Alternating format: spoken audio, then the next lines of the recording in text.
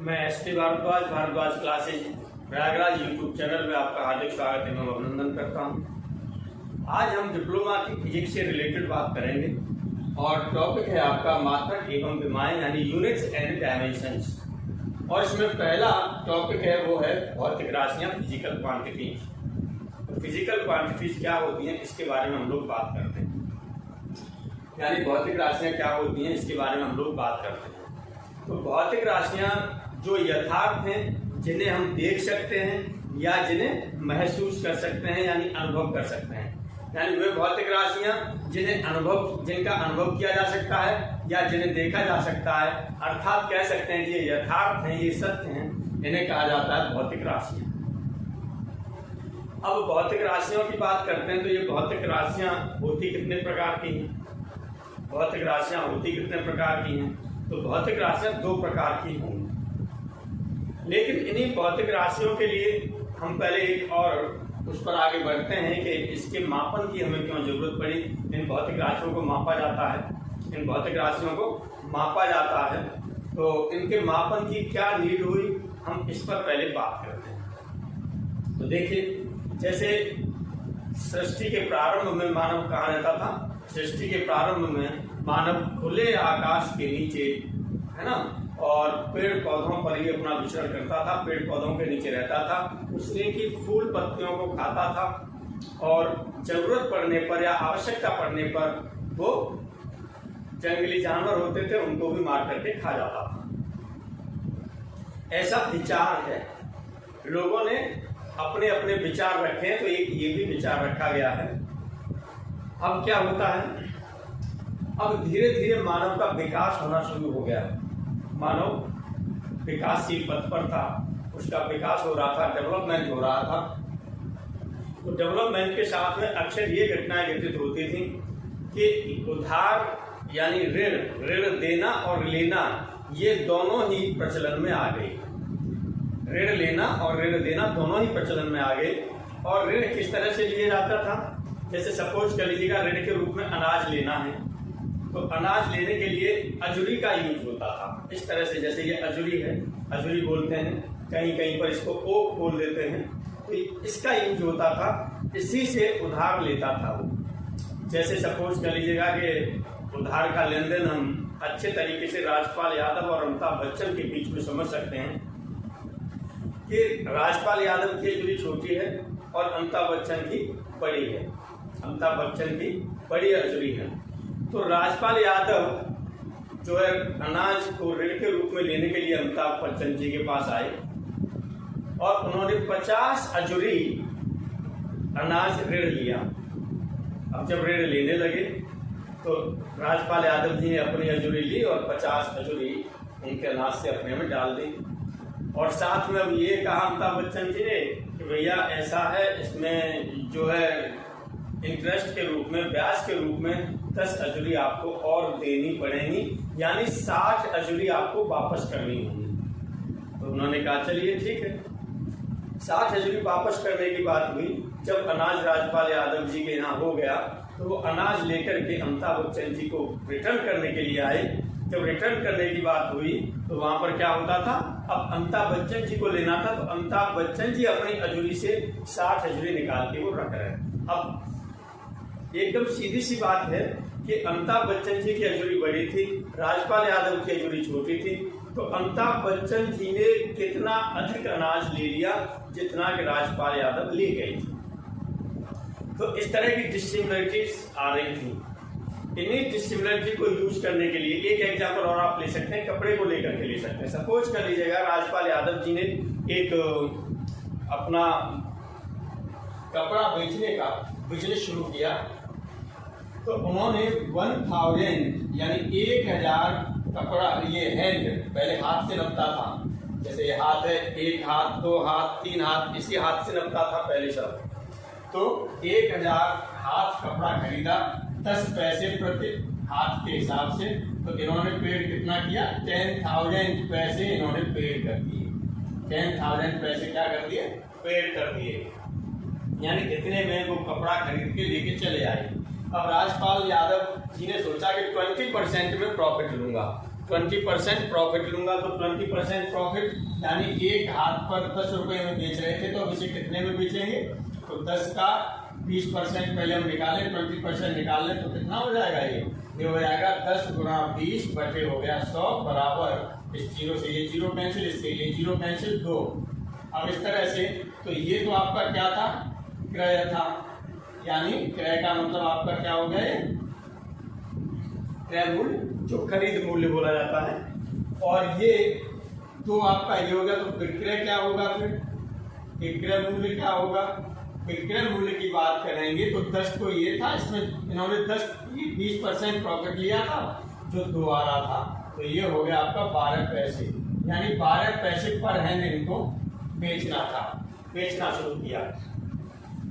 अब अमिताभ बच्चन जी आए और अमिताभ बच्चन जी आकर के इसे कितने हैंड में अपना नाप लेंगे, क्योंकि हम जानते हैं कि प्रत्येक व्यक्ति अपने हाथ से 3.5 हाथ का होता है, 3.5 हाथ का होता है, तो जिस व्यक्ति की लंबाई अधिक होगी तो उसका हाथ भी लंबा होगा, और जिस व्यक्ति का जो कद है वो छोटा है तो उसका हाथ भी कैसा होगा, छोटा होगा। तो राजपाल यादव जी का हाथ तो छोटा था, 1000 हैंड कपड़ा वो खरीद के लाए थे। अब अमिताभ बच्चन जी का हाथ है वो क्या है, बड़ा है, तो इस 1000 हैंड को कितने में नाप लिया, मान लीजिए 700 में नाप लिया हमने मान लिया 700 हैंड में नाप लिया, तो 700 ये हो गया, मल्टीप्लाई बाई 12 के हिसाब से उन्होंने बेचा, तो 12 सत्ते 8400 पैसे इनको मिले। अब आप देखिएगा ये 8400 यहाँ पर 10,000 में लेके आए थे और 8400 इनको मिल रहे हैं, तो सीधा सीधा सा इनको क्या हो गया, जो है हानि हो गई, नुकसान हो गया, घाटा हो गया। अब घाटा हो गया तो ये डिसिमिलरिटी जो समाज में आ रही थी, क्योंकि उस समय पर ये सोचा गया कि जब कोई मेहनत भी कर रहा है, परिश्रम भी कर रहा है और परिश्रम के बाद भी उसको हानि हो रही है, तो ये तो बड़े जो है दुर्भाग्य की बात है। इसीलिए इन डिसिमिलरिटी को हटाने के लिए इन्होंने जो फिजिकल क्वांटिटीज थी उनको मापन करने के लिए इन्होंने क्या किए, कुछ स्केल्स मान लिए, यानी कुछ स्टैंडर्ड मान लिए, मानक मान लिए, कुछ मानक मान लिए। उन्होंने कहा कि यदि लंबाई हमें नापना है तो इसी से नापा जाएगा, तो लंबाई को नापने के लिए इन्होंने क्या मान लिया, मीटर मान लिया। जो आप द्रव्यमान ले रहे थे, इस द्रव्यमान को मापने के लिए जो अजूरी से नाप रहे थे वो अब किससे मापा जा रहा है, वो अब मापा जा रहा है आपका किससे, किलोग्राम से, किलोग्राम मान लिया। इसी तरह से बहुत सी डिसिमिलरिटीज थी, उन डिसिमिलरिटीज को हटा करके क्या किए गए, नए वो लगाए गए, यूनिट्स लगा दिए गए या नए मानक लगा दिए गए, जिनको हम क्या कहेंगे, यूनिट्स कहेंगे, यानी मात्रक कहेंगे। इसका मतलब क्या हुआ, किसी भौतिक राशि को मापने के लिए एक मानक मान लेते हैं जिसे मात्रक कहते हैं, या आप ये भी कह सकते हैं किसी भौतिक राशि को मापने के लिए माने गए मानक को मात्रक कहते हैं। जैसे लंबाई को मापने के लिए मीटर मानक माना, द्रव्यमान को मापने के लिए किलोग्राम मानक माना, समय को मापने के लिए सेकंड मानक माना, इस तरह से ये मानक मान लिए गए। अब यहाँ पर जो हम बात कर रहे थे भौतिक राशियों की, तो भौतिक राशियां क्या होती हैं ये हमने आपको बताया। अब हम बात करते हैं कि भौतिक राशियां कितने प्रकार की होती हैं। तो भौतिक राशियां 2 प्रकार की होती हैं, भौतिक राशियां 2 प्रकार की होती हैं। एक होती है आपकी फंडामेंटल क्वांटिटीज और एक होती है ड्राइव क्वांटिटीज। ये फिजिकल क्वांटिटी जो आपने लेनी है, फिजिकल क्वांटिटी कितने टाइप्स की होती है, 2 तरह की होती है, 2 टाइप्स की होती है। इनको बोला जाता है मूल राशियां, इनको बोला जाता है मूल राशियां, और दूसरी होती है ये व्युत्पन्न राशियां। व्युत्पन्न राशियां एक मूल राशियां होती हैं, दूसरी आपकी क्या होती है, व्युत्पन्न राशियां होती हैं। मूल राशियां क्या होती हैं, मूल राशियों पर बात करते हैं, इंग्लिश में बोलते हैं इनको फंडामेंटल क्वांटिटीज, इंग्लिश में बोलते हैं फंडामेंटल क्वांटिटीज, और बेसिक क्वांटिटीज भी बोला जाता है, बेसिक क्वांटिटीज भी बोला जाता है। वहीं पर इनको कहा जाता है, व्युत्पन्न राशियों को कहा जाता है डिराइव्ड क्वांटिटीज, डिराइव्ड क्वांटिटीज।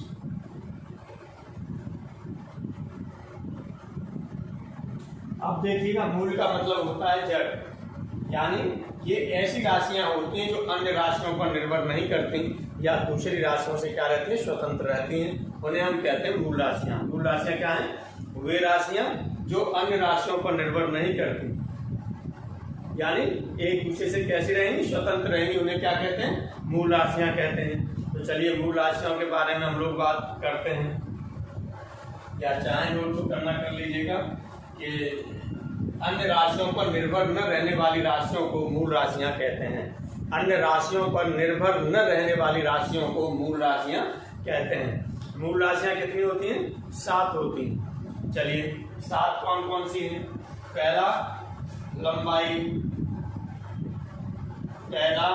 लंबाई, इसे इंग्लिश में बोला जाता है लेंथ। दूसरा द्रव्यमान यानी मास। तीसरा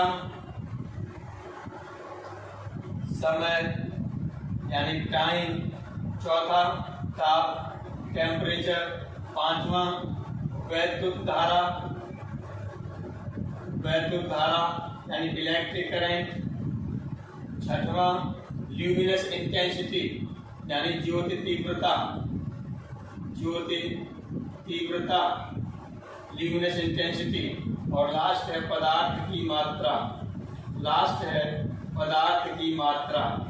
ये नई क्वांटिटी जुड़ी है कुछ समय ही पहले। ये पदार्थ की मात्रा है, ये नई क्वांटिटी यानी अमाउंट ऑफ सब्सटेंस से अभी कुछ समय पहले जुड़ी है।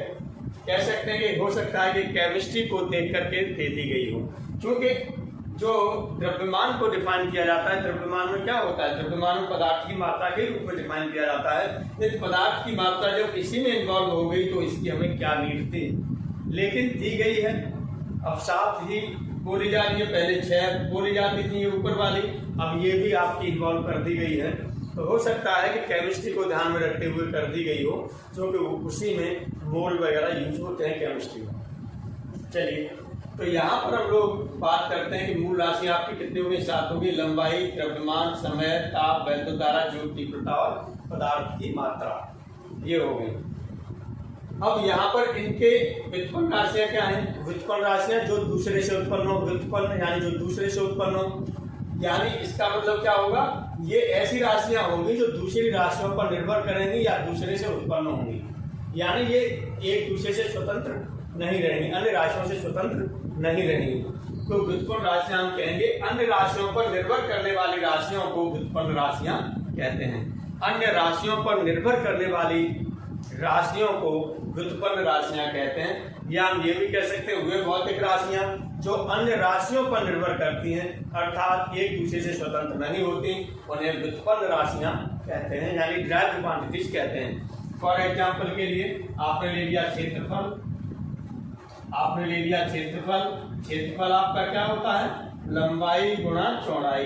लंबाई आपकी लंबाई है ये, चौड़ाई भी एक लंबाई होती है, तो एक तरह से लंबाई का स्क्वायर हो जाएगा। स्पीड, चाल क्या होता है आपका? दूरी बटे समय, यानी चाल किस पर डिपेंड कर रही है? दूरी, लंबाई हो गई और समय, इन पर, दूरी पर यानी समय पर और दूरी पर ये क्या कर रही है? डिपेंड कर रही है। इस तरह की ये है। चलिए यदि यहाँ पर बल ले लिया, फोर्स ले लिया, बल क्या होता है, फोर्स क्या होता है? M × A, यानी द्रव्यमान का मतलब मास, और इनटू क्या होता है? एक्सीलरेशन यानी त्वरण। तो इस तरह से देखेंगे कि जो ये बल है ये द्रव्यमान और त्वरण पर डिपेंड कर रहा है। तो इस तरह की जो राशियां होती हैं ये सब आपकी क्या कहलाती हैं? व्युत्पन्न राशियां कहलाती हैं। तो इस तरह से अब आपको ये क्लियर हो गया मूल राशियां क्या होती हैं, व्युत्पन्न राशियां क्या होती हैं। अब हम लोग बात करते हैं मात्रक पर। यदि भौतिक राशियां हैं तो उसके मात्रक भी होंगे। मात्रक के बारे में मैंने आपको क्या बताया था? मैंने कहा था मात्रक के बारे में कि यदि किसी भी भौतिक राशि को मापने के लिए क्या मान लिया जाता है? एक स्टैंडर्ड मान लिया जाता है या एक मानक मान लिया जाता है, उसे हम क्या कहते हैं? मात्रक कहते हैं। तो मात्रक क्या होगा? किसी भौतिक राशि को मापने के लिए माने गए मानक को मात्रक कहते हैं। किसी भौतिक राशि को मापने के लिए माने गए मानक को मात्रक कहते हैं। ये बताया। अब मात्रक, चूंकि भौतिक राशियां आपकी दो तरह की थी, मूल राशियां और व्युत्पन्न राशियां, तो सीधी सी बात है जो मात्रक होंगे वो भी आपके कैसे होंगे, दो तरह के होंगे। मात्रक भी दो तरह के होंगे क्योंकि इन्हीं के मेजरमेंट हैं ये सब। तो चलिए हम लोग बात करते हैं, मात्रकों पर बात करते हैं। तो चलिए मात्रक,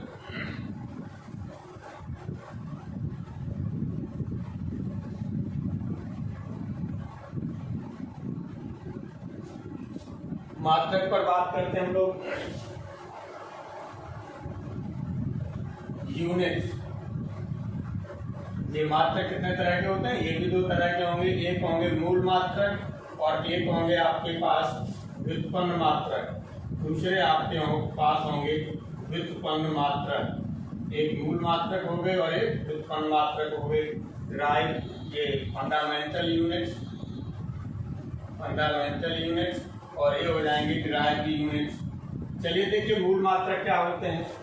तो मूल मात्रक, जो मूल राशियों के मात्रक होते हैं उन्हीं को हम क्या कहते हैं, मूल मात्रक कहते हैं। मूल राशियों के मात्रकों को मूल मात्रक कहते हैं। या हम ये भी कह सकते हैं कि वे मात्रक जो अन्य मात्रकों पर निर्भर नहीं रहते उन्हें मूल मात्रक कहते हैं। या आप ये भी कह सकते हैं कि अन्य मात्रकों पर निर्भर न रहने वाले मात्रकों को मूल मात्रक कहते हैं। अन्य मात्रकों पर निर्भर न रहने वाले मात्रकों को मूल मात्रक कहते हैं।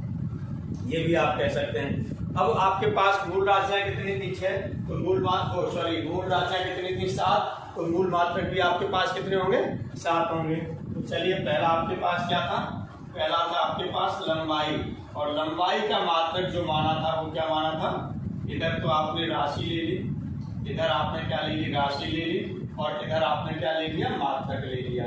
चलिए लंबाई का मात्रक आपने क्या माना है, ये मीटर माना है। इसके बाद में आपका क्या है, द्रव्यमान को मापने के लिए क्या स्केल माना गया था, क्या मानक माना गया था, किलोग्राम। इसी तरह से समय को मापने के लिए क्या माना था, सेकंड। समय को मापने के लिए सेकंड माना था। अब इसके बाद में है आपका तापमान यानी टेम्परेचर को मेजर करने के लिए क्या माना था, ये माना था आपका केल्विन।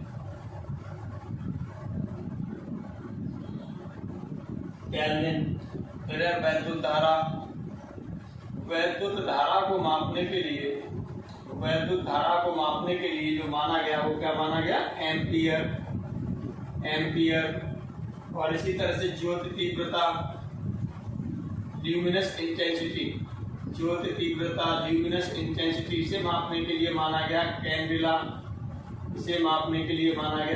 कैंडिला, और लास्ट है आपका पदार्थ की मात्रा, इसके लिए माना गया मोल, MOLE, मोल, ये माना गया। इस तरह से मानक माने।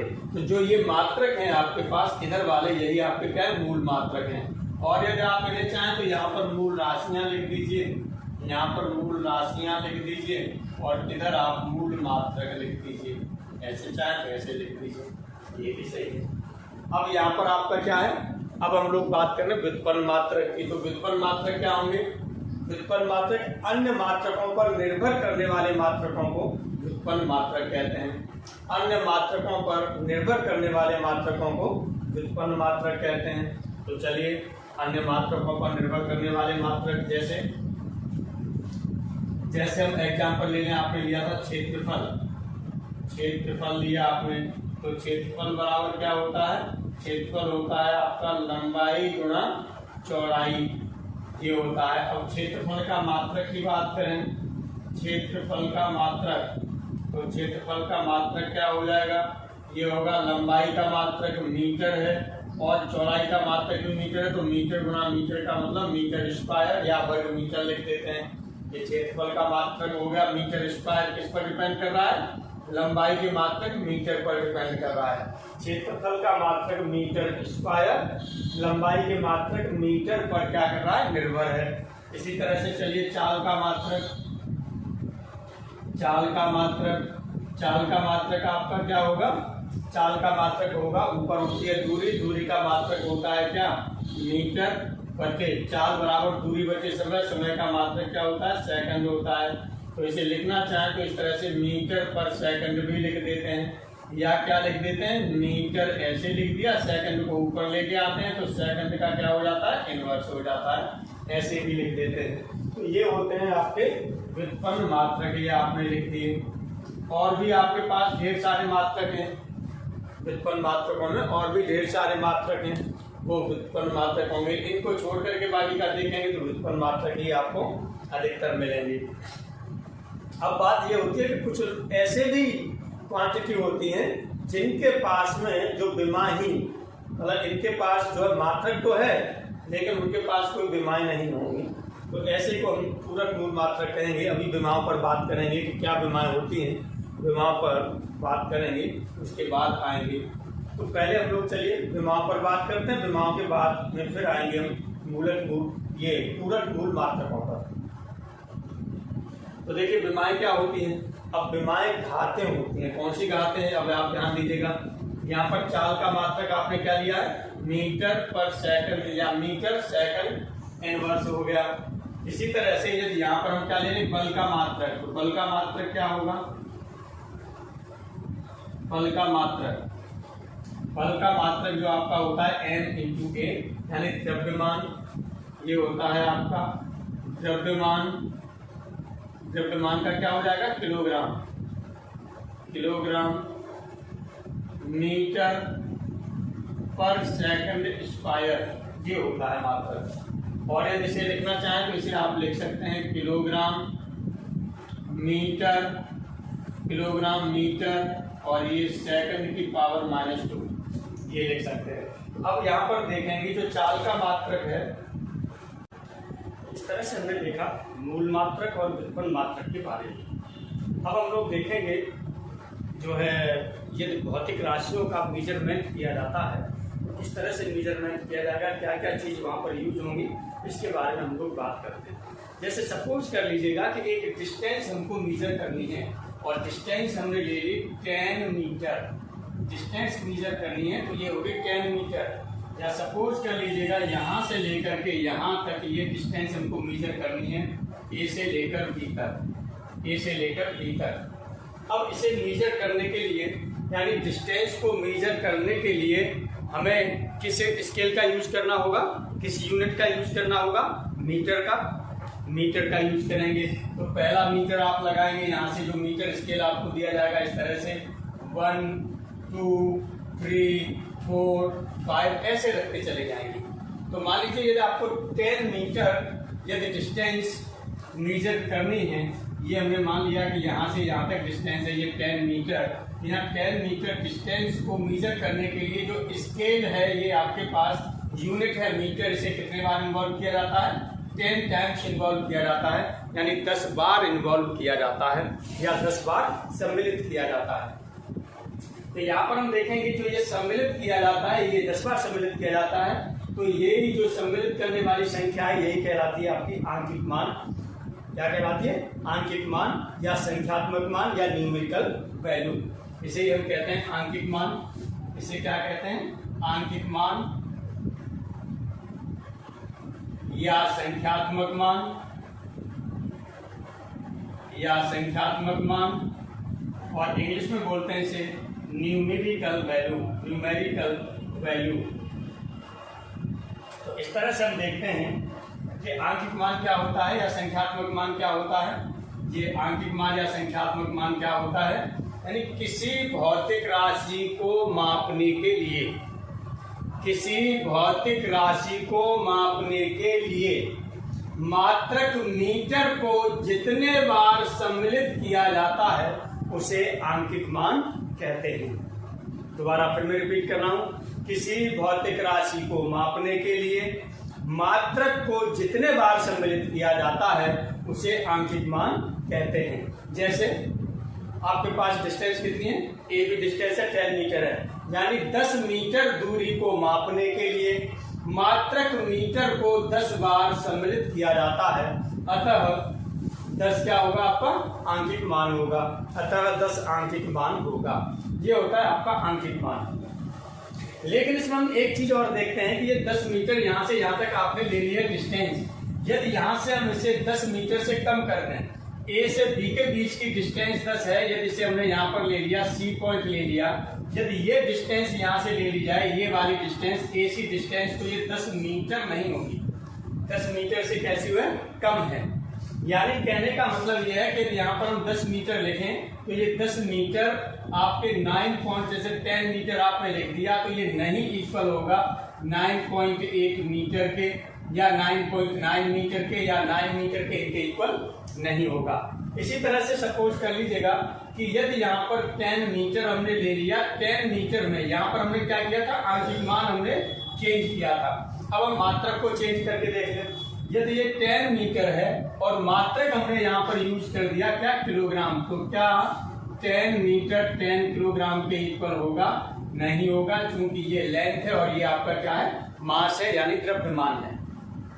तो इस तरह से हम देखेंगे कि किसी भी भौतिक राशि में, यानी कोई भी भौतिक राशि है तो निश्चित रूप से भौतिक राशि में आंशिक मान एवं मात्रक का गुणनफल सदैव नियत रहता है। बल्कि नोट में लिख लीजिएगा, इसको नोट में डाल के आप लिख सकते हैं, क्या लिख सकते हैं, किसी भौतिक राशि के मापन में, किसी भौतिक राशि के मापन में, किसी भौतिक राशि के मापन में आंशिक मान व मात्रक का गुणनफल, मात्रक का गुणनफल सदैव नियत रहता है, सदैव नियत रहता है। इसका मतलब क्या हो गया, the product of numerical value and unit is always constant in the measurement of a physical quantity। या हम ये भी कह सकते हैं in the measurement of a physical quantity the product of numerical value and unit is always constant। ये भी आप कह सकते हैं। इसका मतलब यदि हमने मान लिया कि न्यूमेरिकल वैल्यू स्मॉल n से डिनोट कर दिया और मात्रक को किससे डिनोट कर दिया, u से डिनोट कर दिया, तो n u इक्वल टू क्या हो जाएगा, कांस्टेंट हो जाएगा, यानी नियत हो जाएगा। इस तरह से सपोज कर लीजिएगा, ये तो हमारे किसके लिए हुआ, एक स्टेट के लिए हुआ। यदि यही हमारे सिस्टम, क्योंकि जब भौतिक राशि को हम मापते हैं तो भौतिक राशि को मापने में हमारे कितने सिस्टम है, एक MKS पद्धति होगी, एक CGS पद्धति होगी और एक आपकी होगी FPS पद्धति। ये 3 पद्धतियां हैं मेन। इनमें से जो MKS पद्धति थी उसी में थोड़ा सा मॉडिफिकेशन करके उसको नाम दे दिया था आपका SI पद्धति। तो एक तरह से SI पद्धति और MKS पद्धति काफी कुछ एक ही चीजें हैं। तो अब पद्धतियों में हमने, जैसे पहली पद्धति आपकी MKS पद्धति है, दूसरी CGS पद्धति है। MKS पद्धति में आंशिक मान उसका N1 ले लें और मात्रक U1 ले लें। ऐसे ही CGS पद्धति में आंशिक मान N2 ले लें, मात्रक U2 ले लें। तब इनमें क्या रिलेशन होगा, तो यहीं से आपका हो जाएगा N1 U1 बराबर N2 U2, और भी कोई पद्धति है तो N3 U3 equal to and so on. लेकिन ये वैल्यू सब होंगी कैसी, कांस्टेंट की वैल्यू, इसकी नियत ही रहेगी। ये हम लोग बात करेंगे। चलिए, तो यहाँ पर हम लोग देख रहे हैं विमान की बात कर रहे हैं, विमाएं यानी डायमेंशंस के बारे में हम लोग बात कर रहे हैं। देखिए क्या होते हैं डायमेंशंस। हमने बताया था कि फोर्स यानी बल का मात्रक आपने लिया था। बल का मात्रक क्या था, इसे न्यूटन आप लिख देते थे, बल का मात्रक न्यूटन लिख देते थे। वैसे आपका कितना था, ये किलोग्राम मीटर सेकंड की पावर -2, किलोग्राम मीटर सेकंड की पावर -2, ये था आपका मात्रक। इसी को आप क्या कह देते थे, न्यूटन कह देते थे। MKS सिस्टम में ये न्यूटन होता है। अब यहाँ पर देखेंगे ये क्या है, ये आपका मास है, यानी ये कैसा है आपका, ये भी फंडामेंटल यूनिट है, मीटर भी फंडामेंटल यूनिट्स है और सेकंड भी फंडामेंटल यूनिट है। ये तीनों ही फंडामेंटल यूनिट्स हैं, यानी मूल मात्रक हैं। तो मूल मात्रकों पर देखिए, यहाँ पर पावर 1 है, यहाँ पर पावर 1 है, इस पर पावर 1, इस पर पावर 1 और इस पर पावर -2, सेकंड पर पावर -2, किलोग्राम पर पावर 1, मीटर की पावर 1, सेकंड की पावर -2। तो जो ये पावर्स होती हैं, जो ये घातें होती हैं, यही कहलाती हैं विमाएं। लेकिन इन्हें रिप्रेजेंट करने के लिए हमें क्या करना पड़ेगा, ये घातें तभी इस चीज को रिप्रेजेंट करेंगी जब इन मूल मात्रकों पर चढ़ेंगी। इसका मतलब क्या हुआ,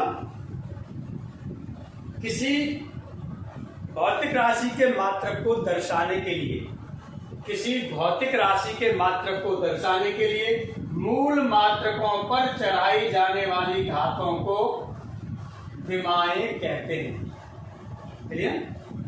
फिर दोबारा बोल रहा हूं, विमाएं क्या होती हैं, किसी भौतिक राशि के मात्रक को दर्शाने के लिए मूल मात्रकों पर चढ़ाई जाने वाली घातों को विमाएं कहते हैं। तो इस तरह से यहाँ देखेंगे, ये आपने क्या होगी, विमाएं क्या होती है, पावर्स होती हैं जो मूल मात्रकों पर चढ़ी हुई हैं, ये विमाएं आपकी होती हैं। अब यहाँ विमाओं पर यदि हम इसे नोटेशन देना चाहें तो ये नोटेशन दे सकते हैं कि जैसे हमारी लंबाई की बात करें तो चलिए लंबाई की विमा, लंबाई की जो विमा होती है इसे हम किससे डिनोट कर देते हैं, एल से डिनोट करते हैं, कैपिटल एल से डिनोट करते हैं, बल्कि इसका ही विमी सूत्र होता है।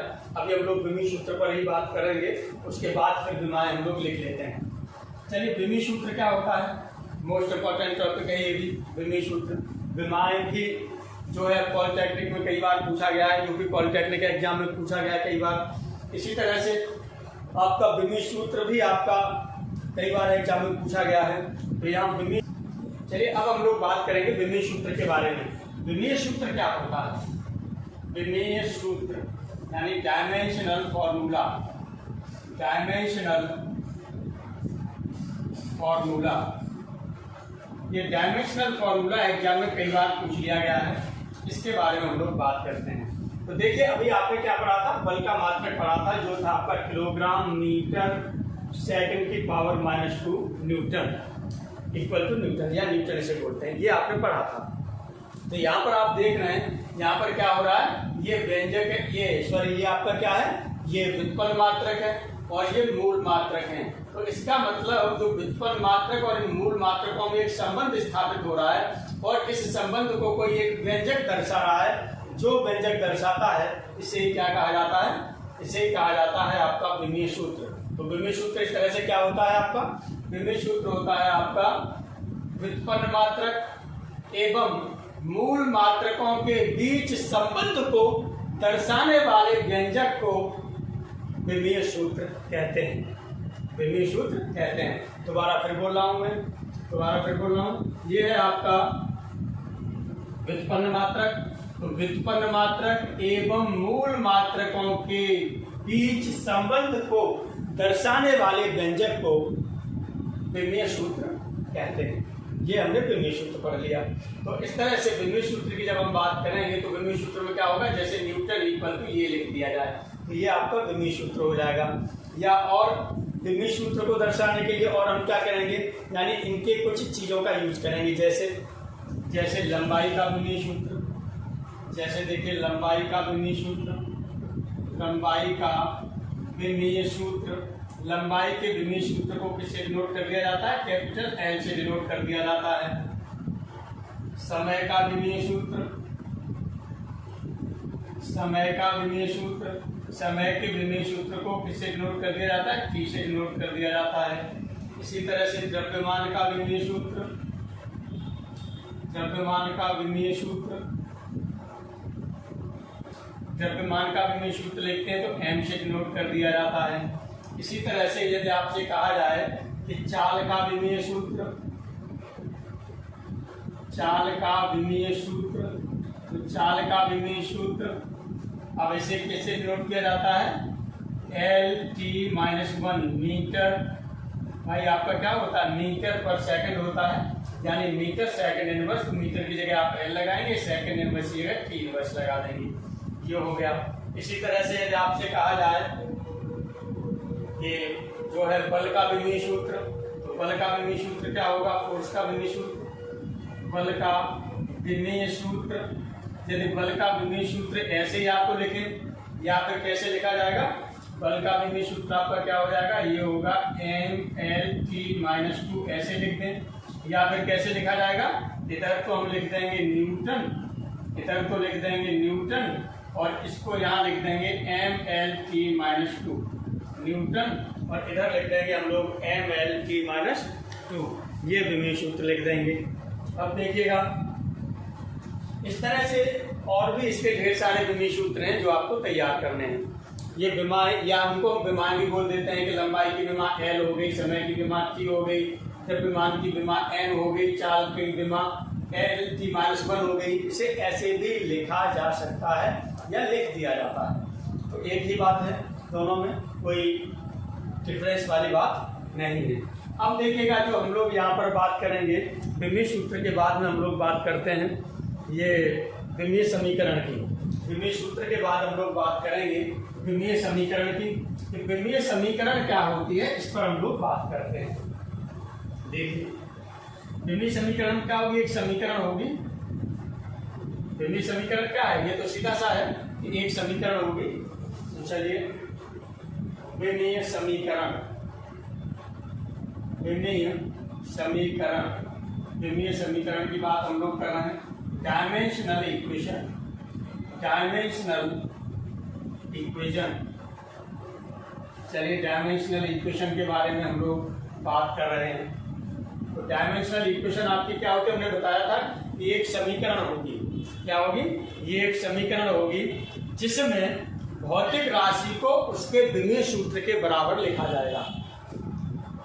यह एक समीकरण होगी जिसमें भौतिक राशि को उसके विमीय सूत्र के बराबर लिखा जाएगा, उसे कहेंगे विमीय समीकरण। इसका मतलब वह समीकरण जिसमें किसी भौतिक राशि को उसके विमीय सूत्र के बराबर लिखा जाता है उसे विमीय समीकरण कहते हैं, यानी डायमेंशनल इक्वेशन कहते हैं। दोबारा फिर बोल रहा हूं मैं, वह समीकरण जिसमें किसी भौतिक राशि को उसके विमीय सूत्र के बराबर लिखा जाता है उसे विमीय समीकरण कहते हैं। तो विमीय समीकरण ये भी आपका इंपॉर्टेंट टॉपिक है, ये भी एग्जाम में कई बार पूछ लिया गया है, ये ध्यान दीजिएगा। जैसे फॉर एग्जाम्पल के लिए लिखना चाहें तो जैसे हमारा फोर्स हो गया, और फोर्स को हम इसके बराबर लिख दें mL/t-2, ये लिख दिया, ये आपका क्या हो गया, विमीय समीकरण हो गई, ये आपकी विमीय समीकरण हो गई। अब हम लोग यहाँ पर जो बात करेंगे वो किस पर बात करेंगे, विमाहीन नियतांक पर बात करें। या विमाहीन नियतांक से पहले हम लोग बात कर ले पूरक मूल मात्रक। पूरक मूल मात्रक क्या होते हैं, सप्लीमेंट्री फंडामेंटल यूनिट्स क्या होते हैं, ये भी एग्जाम में पूछ लिया जाता है कभी कभार, तो उस पर हम लोग बात करते हैं। चलिए पूरक मूल मात्रक, पूरक मूल मात्रक इंपॉर्टेंट टॉपिक है, ये भी ध्यान रखिएगा। यानी सप्लीमेंट्री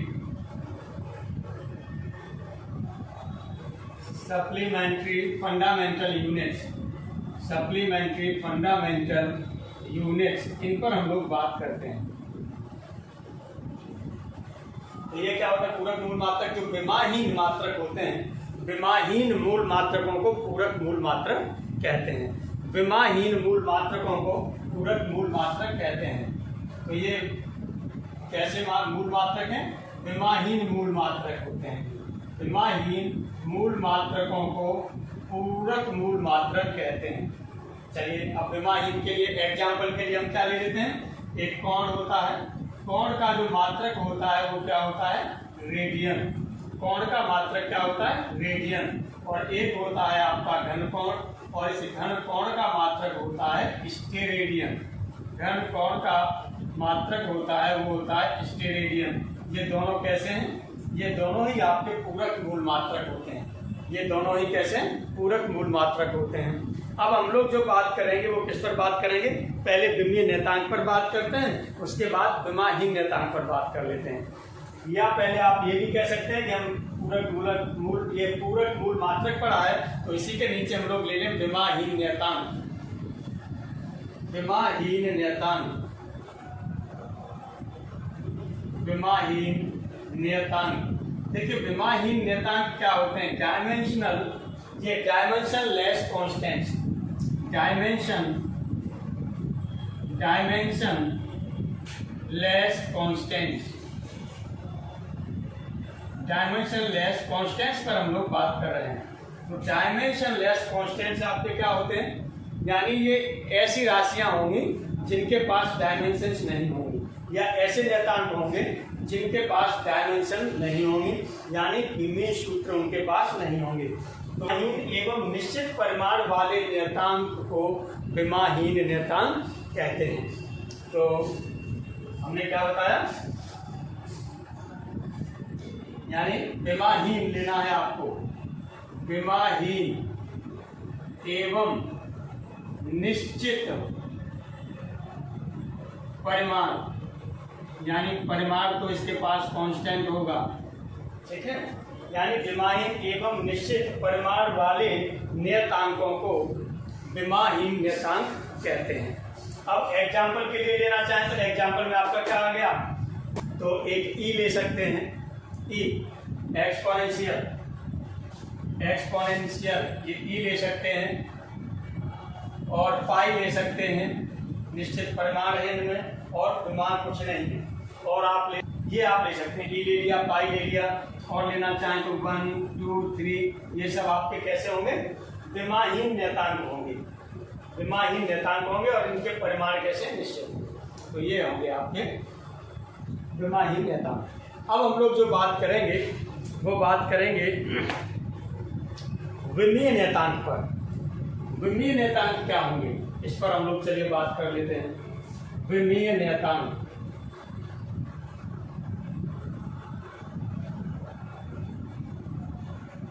विमीय नियतांक यानी ये हो जाएंगे डायमेंशनल कांस्टेंट्स, डायमेंशनल